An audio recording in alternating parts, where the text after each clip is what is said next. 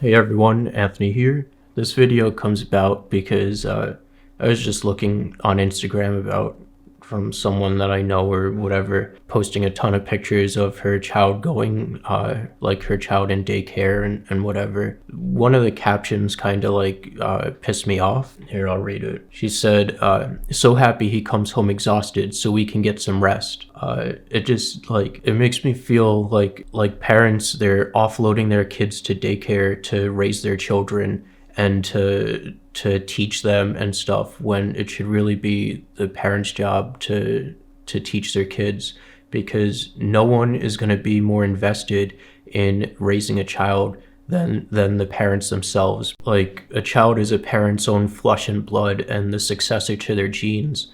Like, a good parent will devote the time and stuff needed for a strong bond and healthy upbringing for the child, and be there for the child's needs and guide the child to success in society.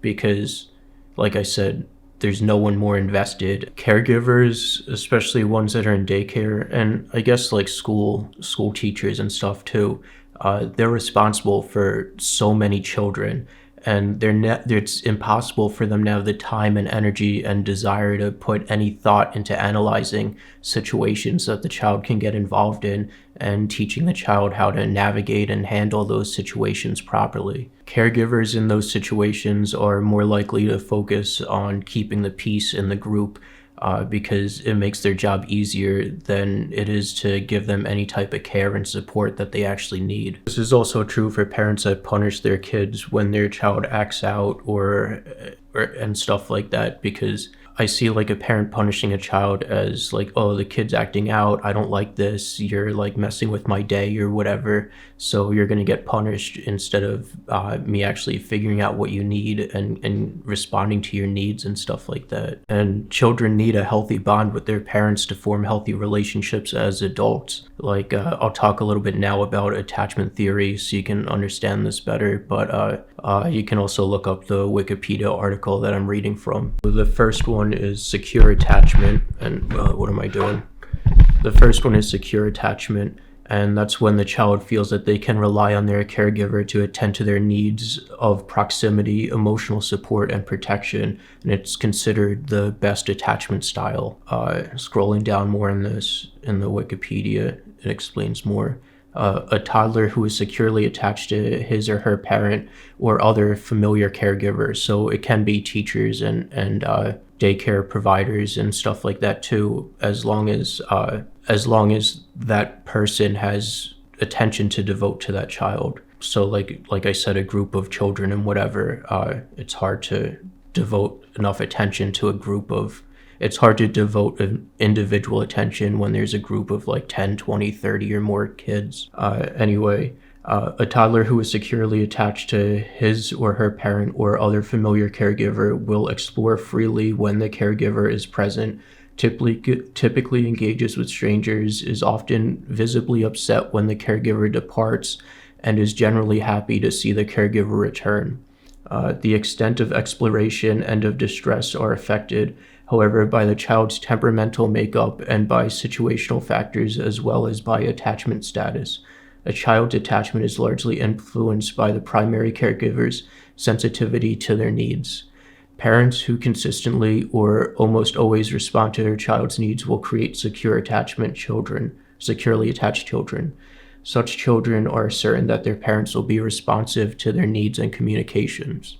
There's a couple more here that I'm not going to read, but the next one is anxious ambivalent attachment. And this is when an infant feels separation anxiety when separated from their caregiver and does not feel reassured when the caregiver returns to the infant. So when you witness this, you think of like neglect, like neglecting a child's needs.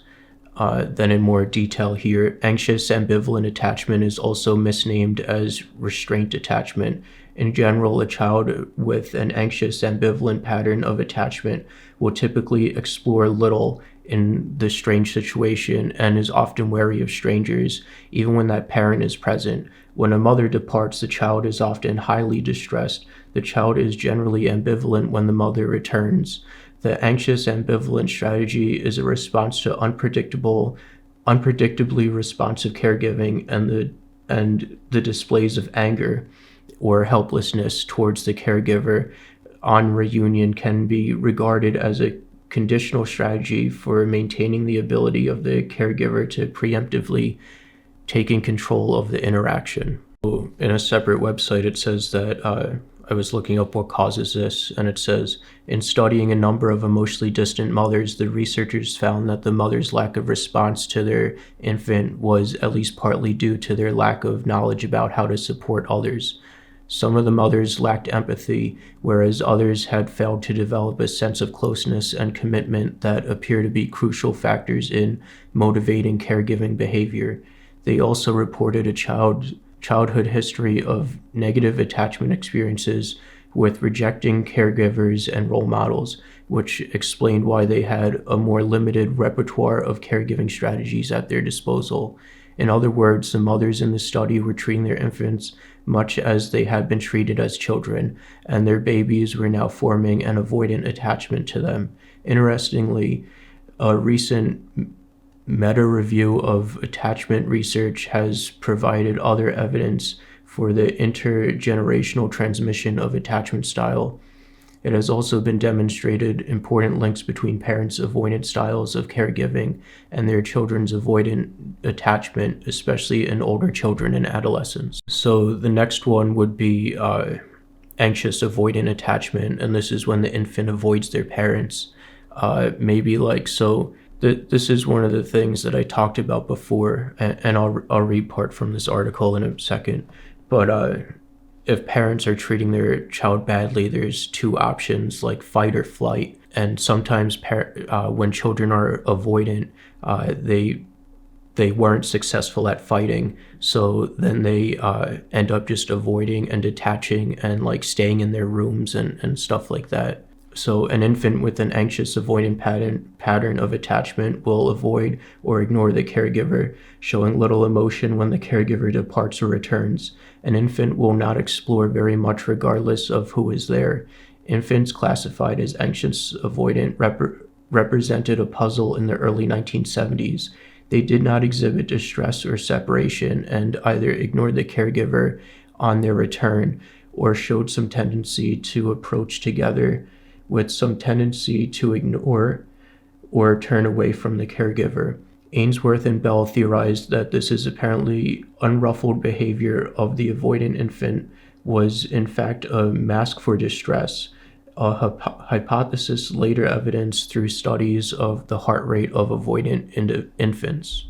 And this goes back, like I could talk a bit about me, like I was always scared of not only my parents but other people, and I always like my hands would shake around strangers and adults and other people and stuff, and I think that's why my hands are sweaty and I sweat so much and stuff. Yeah, like I remember I couldn't play my guitar in front of people because I was so scared of what they would think about me, like what I was playing on the guitar and judge me like, oh, you're not as good as Stevie Ray Vaughan, or if I play like a blues pattern, then they'll think like, oh, he likes the blues, so then we can judge him this way based on that or whatever. So I was like really closed off because I didn't want people to judge me and stuff like that. So this last one is disorganized, disoriented attachment. And this one, the short description is when there's a lack of attachment behavior. So from another article, it says, when the parent or caregiver is abusive, the child may experience a physical or emotional abuse and scary behavior as being life-threatening. The child is stuck in an awful dilemma. Her survival instincts tell her to flee to safety, but safety may be in the very person who is frightening her. So like when you're a child, you can't escape your parents. You can't go anywhere, you're helpless. The attachment figure is thus the source of the child's distress. In these conditions, children often disassociate from themselves. They may feel detached from what's happening to them. What they're experiencing may be blocked from their consciousness. A child is in a conflicted state that develops a disorganized attachment to their parental figures. Disorganized attachment arises from fright with solutions. Parents can frighten their children in different, often unconscious ways. It may be through abuse or neglect, but it could also be through unresolved trauma and loss of a parent's own life that leaves him or her feeling afraid, which unintentionally scares the child. So it also says a disorganized attachment results when there is no organized strategy that works for the child. Their parents' behavior is unpredictable, so no organized strategy allows them to feel safe and get their needs met without fright or terror.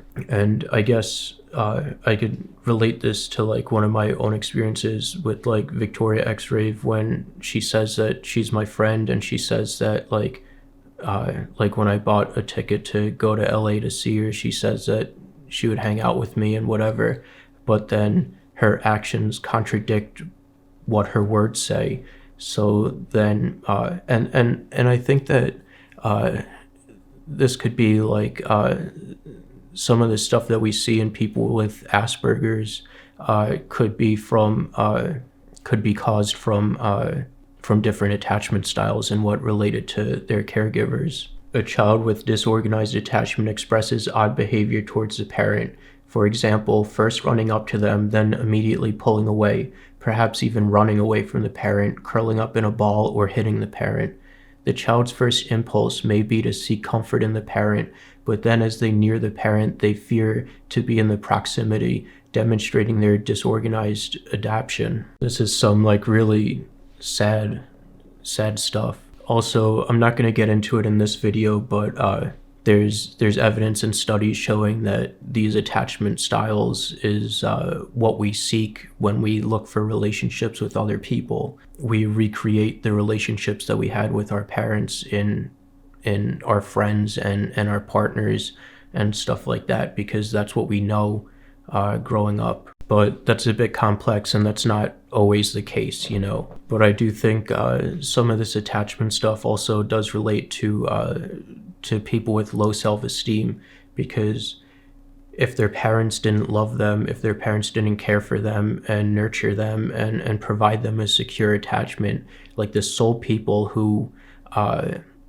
should have done that, then who else in the world will love them? And also, I know you guys are interested in knowing like how this relates to my relationship with victoriaxrave, and don't mistake this. I'm not saying like relationship as in like I believe we're in a relationship or whatever, but like as like any two people have a relationship, like someone has a relationship with their mailman and stuff like that. It doesn't mean that I'm like, I think that, you know, it doesn't mean that I think that I have a relationship with her and stuff. I do have a relationship with her, but not a romantic relationship, and I don't think she's my girlfriend and all that. This is what's happening to me. Like I reach out and I seek like attachment and secure attachment and attention from her, and I want to know that like she's there when I need her and stuff like that, because like I want healthy and secure attachments. I know that that's what's right and what's best for me.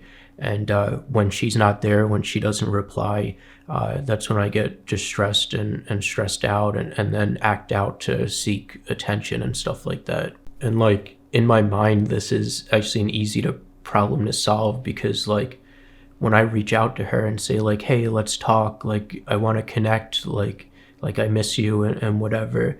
And when she responds by ignoring my request or telling me that she's overwhelmed and doesn't have time, like that distresses me and makes me feel like she's abandoning me and stuff like that.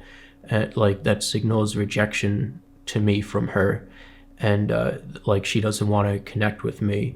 The solution that I see would be for her to say like, I can't right now, but how about like this time next week or whatever. And then that would give me like reassurance that she does want to talk to me and whatever. And I don't know, like maybe she doesn't want to talk to me and doesn't want to be my friend. And like I said before, that's where I get like confused. This is going like way off topic again, because this is supposed to be about daycare, but just take what I'm saying as an example of why children need secure attachments, because then they have these screwed up attachments like I have. I'm an example of why the stuff that I'm talking about is wrong. But yeah, like anyway, I'm so happy that I can just like talk about this stuff and that I know what's going on now, and and all that. So that's really relieving.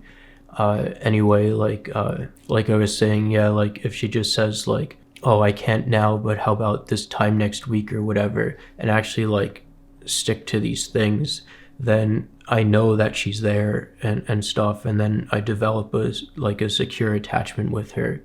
And instead, like when I don't get that stuff, that's when my mind goes to like, why doesn't she care about me, and why doesn't anyone care about me, why doesn't anyone want to spend time with me? Like when I reach out to people and they don't respond and stuff like that, then I think like, what do I have to do to get these people to love me and care about me and stuff? And then I'll like argue for their attention and try to explain like why I need them and stuff like that.